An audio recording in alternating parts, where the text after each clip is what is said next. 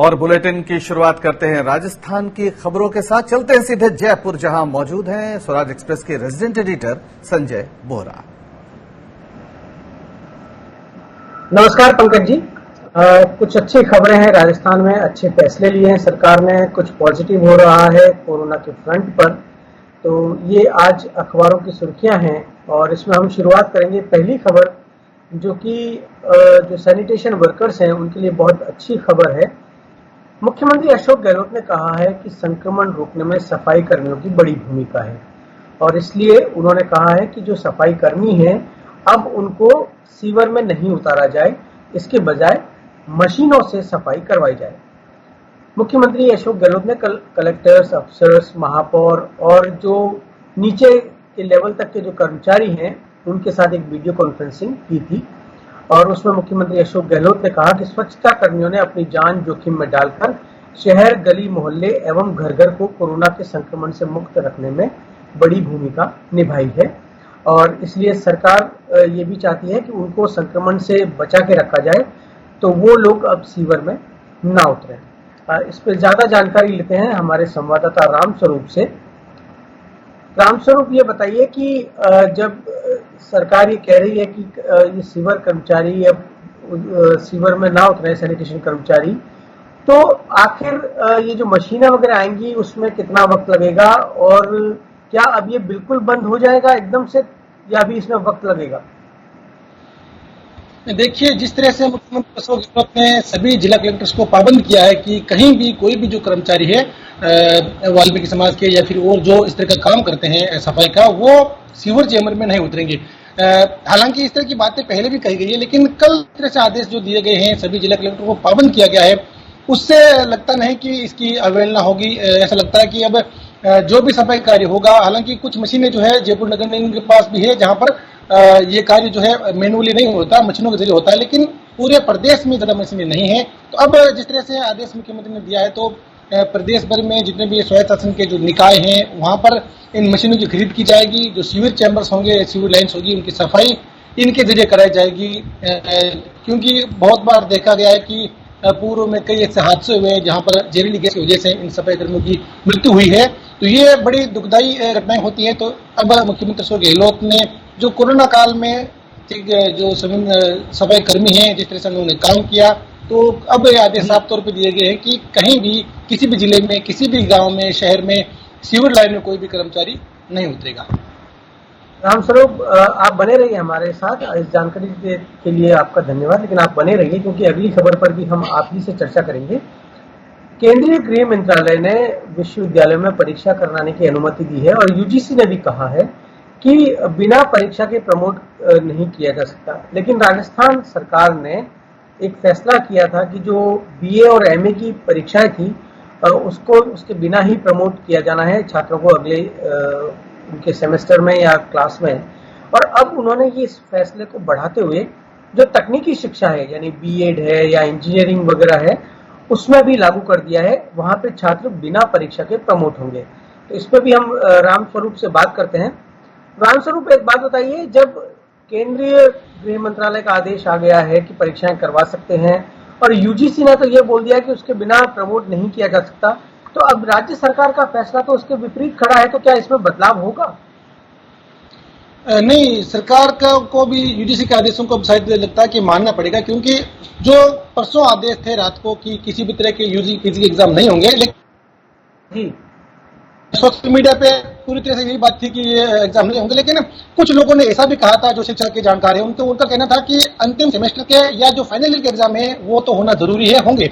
और देर शाम तक कल ये आदेश भी देखने को मिला यूजीसी का कि जो अंतिम जो एग्जाम होते हैं, यानी कि जो या तो सेमेस्टर का अंतिम एग्जाम या फिर जो first year second year final होता है उनका अंतिम एग्जाम, वो तो होंगे ही। तो ये साफ स्थिति कह सकते हैं कि एग्जाम जो फाइनल ईयर के हैं वो होंगे। लेकिन ये आपने जो बड़ी बात कही थी कि तकनीकी शिक्षा में भी अब बाकी, यानी कि अंतिम वर्ष के अलावा जितने भी सेमेस्टर या क्लासें हैं उन सभी को प्रमोट किया जाएगा। लेकिन अभी बीएड और नहीं आया है। रामस्वरूप, ऐसे में बताइए कि एनएसयूआई ने तो मुख्यमंत्री को श्रेय दिया और एनएसयूआई ने आंदोलन भी किया, तो फिर इसका मतलब वो तो बेकार हो गया? इसका राजनीतिक फर्क कुछ बेकार की तो बात नहीं कहेंगे, क्योंकि सिर्फ फाइनल ईयर के अलावा बहुत और कक्षाएं होती है जिनको सभी को प्रमोट करने की बात हुई है। शायद मुझे लगता है कि यूजीसी की जो गाइडलाइन थी, जो नियम था फाइनल ईयर का, जो कि एग्जाम होना अनिवार्य होता, वो शायद अधिकतर लोगों को पता नहीं था। लेकिन इस राजस्थान सरकार के इस निर्णय से बहुत कक्षाओं को फायदा मिलेगा, क्योंकि यूजी की और बहुत कक्षाएं होती है, पीजी की और बहुत सेमेस्टर होते हैं, क्लासें होती है, जिन सभी को प्रमोट किया जाएगा। सिर्फ फाइनल ईयर की और अंतिम सेमेस्टर की ये बात है। जी रामस्वरूप, आपका बहुत बहुत शुक्रिया इस तमाम जानकारी के लिए। और बढ़ते हैं अगली खबर की तरफ। मुख्यमंत्री अशोक गहलोत ने कहा है कि कोरोना के इलाज के लिए सरकार प्लाज्मा थेरेपी पर फोकस करेगी, और उन्होंने निर्देश दिए हैं कि प्लाज्मा डोनेशन के लिए विशेष कैंप लगाए जाएं। मुख्यमंत्री अशोक गहलोत ने सोमवार को अपने निवास पर कोरोना संक्रमण की स्थिति की समीक्षा बैठक के दौरान ये निर्देश दिए। उन्होंने अधिकारियों को कहा कि प्रदेश में जहां कहीं भी हेल्थ प्रोटोकॉल के उल्लंघन के मामले सामने आते हैं, वहां लोगों को समझाने के साथ साथ दंडात्मक कार्रवाई भी की जाए। राजस्थान में प्लाज्मा थेरेपी जो है वो एसएमएस अस्पताल में शुरू हुई है, और देश के लीडिंग हेल्थ इंस्टीट्यूट्स में से है जहां पे कि इसके जरिए सफल इलाज किया जा रहा है। और अब एक और खबर जो कि काफी पॉजिटिव है। आप सबको ध्यान होगा, राजस्थान की राजधानी जयपुर में जो पुराना शहर है उसका एक इलाका था रामगंज, तो वहां पे एक व्यक्ति से कम 500-600 लोगों को कोरोना का संक्रमण फैला था। और शुरू में जो राजस्थान में विस्फोट हुआ था कोरोना का, वो यहीं से हुआ था।